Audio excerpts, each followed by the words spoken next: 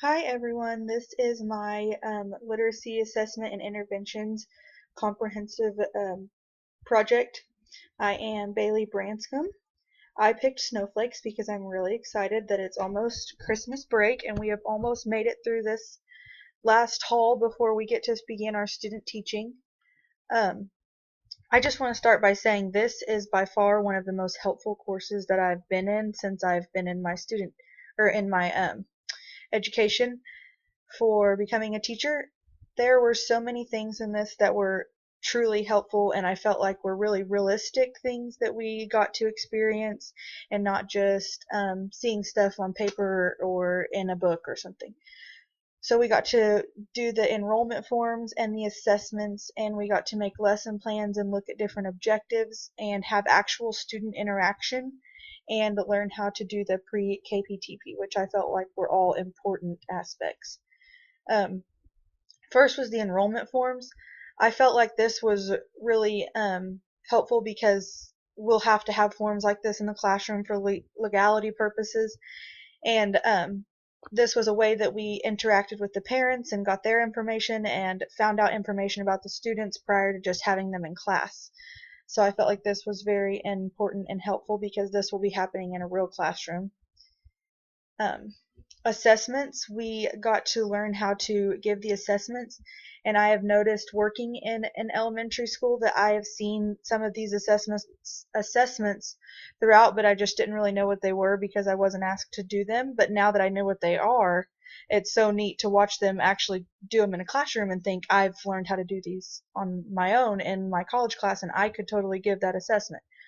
um, the first one that I learned about was the QPS, which was just the quick phonics screener, and I do see that one used in the classroom. The next one was the DIBBLES, which was the fluency, where you record and time students, and um, that one I have been able to help give at the school as an assistant and time and listen to students read, so I had seen that one before. The comprehension assessment that I found was the Easy CBM, and it was a short story that came with questions at the end to see how well the students comprehended the information. And then Word Up was just a vocabulary assessment that I had found online that consisted of sentences with vocab words in it, and then it asked what that word meant, the underlined word meant. Um, but learning how to do all of these assessments and then being able to watch the students throughout and then assess them again at the end was really helpful and really neat to do. Um, The next one was making lesson plans. We actually created lesson plans. I know that all of us have been creating lesson plans in our classes throughout our education, but these lesson plans were neat because we actually got to create them and then complete them and do them and work with students, and we got to see what works and what didn't work. And then we had to learn how to alter these lesson plans that we had worked so hard on throughout the time because of time management, or if something wasn't working, we would alter it to go another way and find something that worked a little bit better. The next thing I thought was neat was the objectives that we got to learn with making our lesson plans.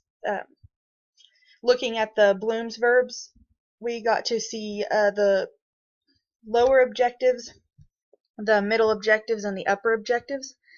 And I thought this was neat to see the different levels at which the kids are supposed to be learning. At first, I didn't know we were supposed to be doing this on my first lesson plan, and so I kind of messed up on that. But then I caught on, and it was really neat to be able to see this and use this because these Bloom's verbs, I have seen them used in meetings with teachers and making their maps and all that in a classroom. So these Bloom's verbs will be used in real life situations.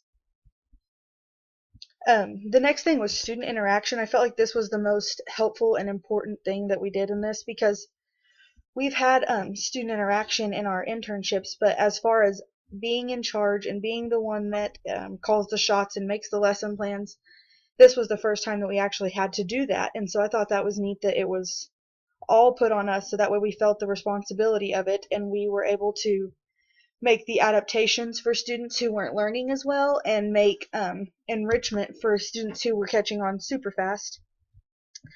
We also had to learn how to make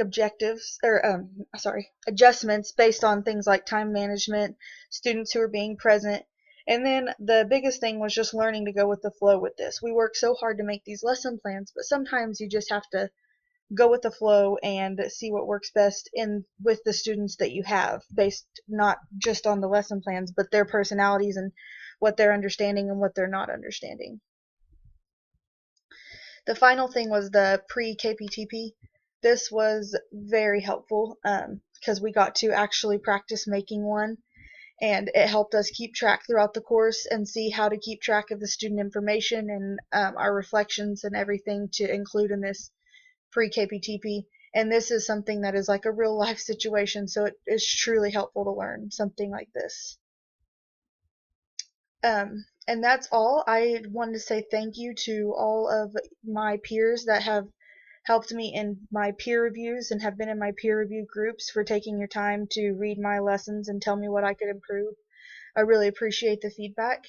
Um, and I wanted to say thank you to Miss Broman for all of her help and for showing us our Zoom meetings and taking time out to do things like that, and really just giving us the best experience that she could to help us become better future educators.